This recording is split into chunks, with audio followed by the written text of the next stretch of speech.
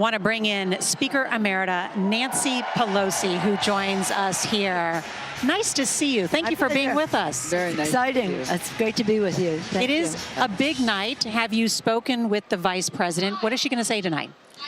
Well, I think you've probably seen some traces of what she's going to say. But what she's going to say is we're going into the future in a much better way. In her own words.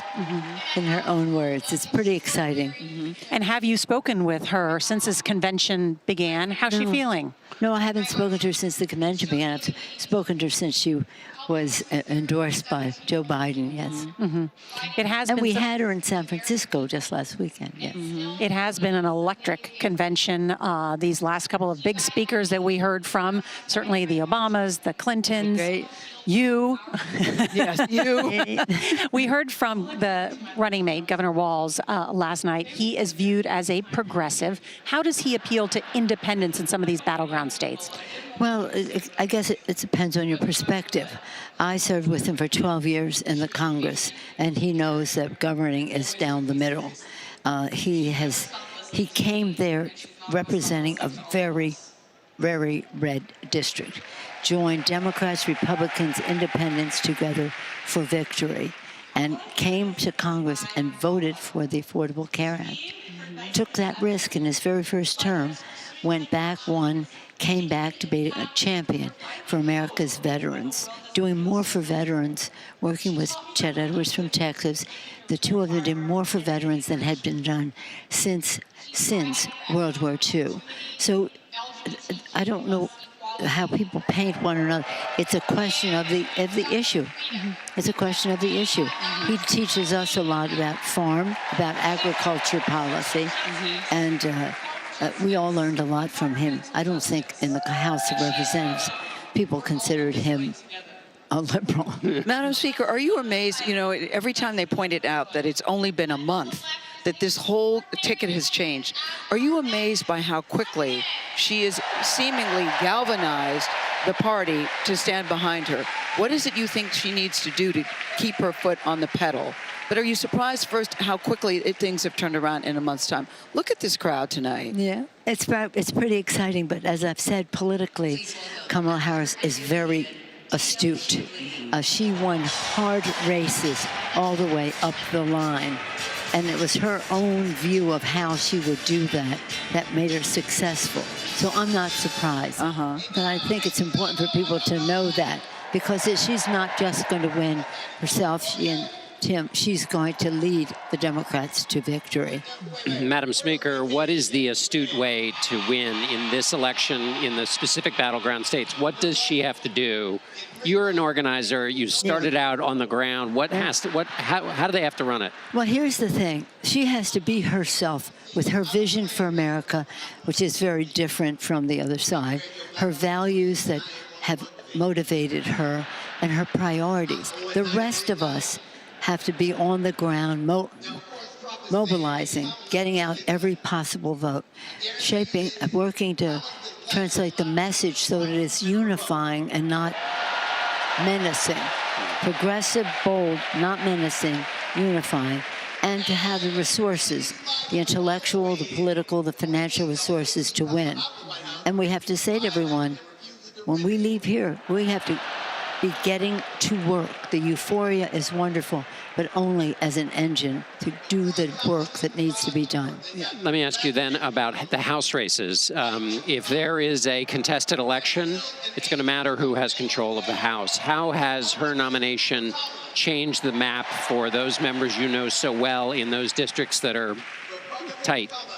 Well, our members have been very pleased in the last few weeks with the increased volunteerism that has emerged in their district, the small donor contributions, just the willingness to vote. Young people weren't even interested in, some of them weren't even interested in voting. So all of that is very upbeat, and the members can quantify it. It just translates into success. We will win the House. We only need to win 4 seats. We will win the House. But your question is the right one, because on January 6th, Hakeem Jeffries must be the Speaker of the House. I say that from experience. thank God I was the Speaker of the House on January 6th last time. Yes. You know, your book is out now, the Art of Power. I really enjoyed the book, and there's a line that stands out to me where you said, sometimes in politics you have to take a punch, and sometimes you have to throw a punch.